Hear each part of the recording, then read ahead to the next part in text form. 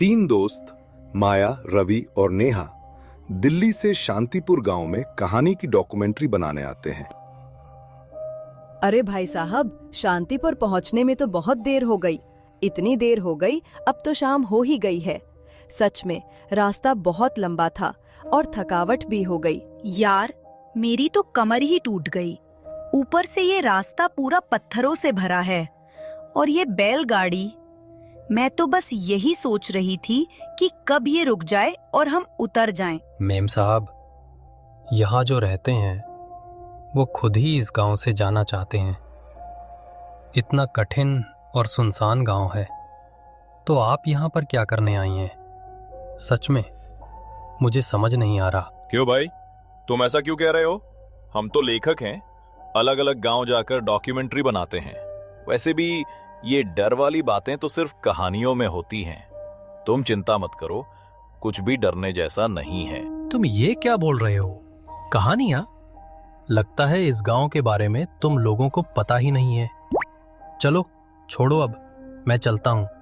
सच में यहाँ रहना आसान नहीं है। ये बोलकर अंधेरा होने के डर से बैलगाड़ी वाला वहां से चला जाता है। जब वो गांव में दाखिल हुए तो गांव के कुछ लोग थे, वो उन लोगों को देखकर आपस में बातें कर रहे थे, जैसे कोई मेहमान आने की उनको खुशी से ज्यादा डर हो गया हो। वाह यार, देखो ये जगह कितनी अलग है।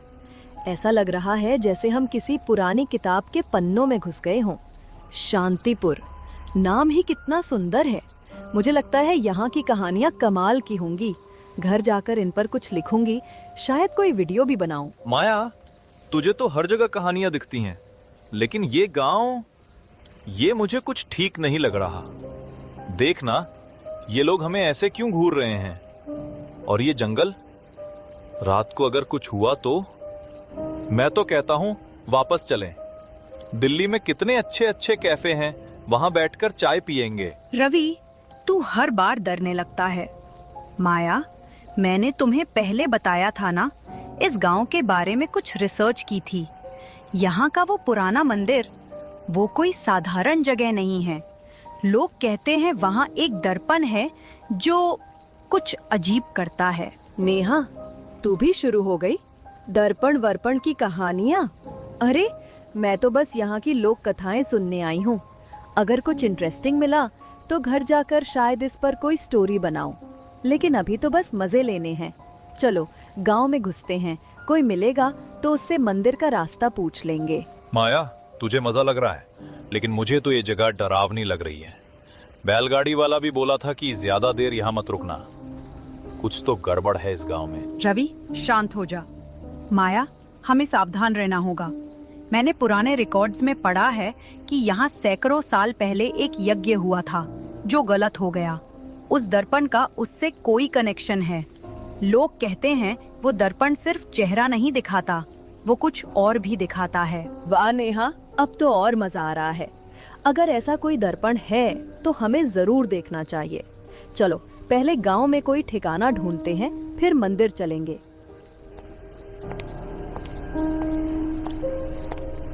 वो तीनों मंदिर के बारे में किसी से पूछने के लिए आगे बढ़े।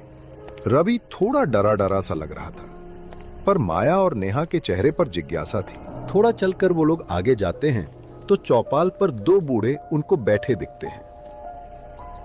नमस्ते ताऊ जी, हम दिल्ली से आए हैं। इस गांव की कुछ कहानियां सुनने आए हैं। सुना है यहाँ एक पुराना मंदिर है जिसमें कोई खास चीज है। वो कहाँ है? हमें रास्ता बता दीजिए। बिटिया, तुम शहर वालों को क्या पता है इस गांव की बातें? वो मंदिर, उसकी बात छोड़ दो। यहाँ रुकने की जगह ढूंढो और जितनी जल्दी हो सके अपनी कहानियां लेकर वापस चले जाओ। लेकिन ताऊ जी, हम तो बस थोड़ा घूमना चाहते हैं, कुछ कहानियां सुनना चाहते हैं। उस मंदिर में ऐसा क्या है जो आप लोग इतना डर रहे हैं? कोई पुरानी कहानी है क्या? कहानी? हाँ, कहानी तो है, पर वो सुनने की नहीं, भूलने की है।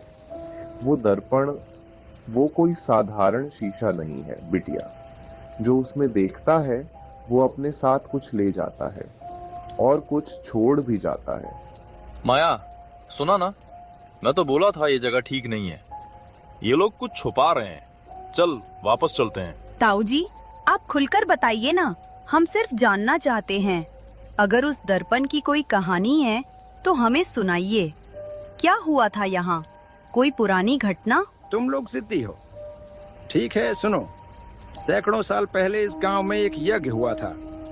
गांव वाले चाहते थे कि समय को अपने वश में करे। वो दर्पण उस यज्ञ का हिस्सा था, लेकिन कुछ गलत हो गया।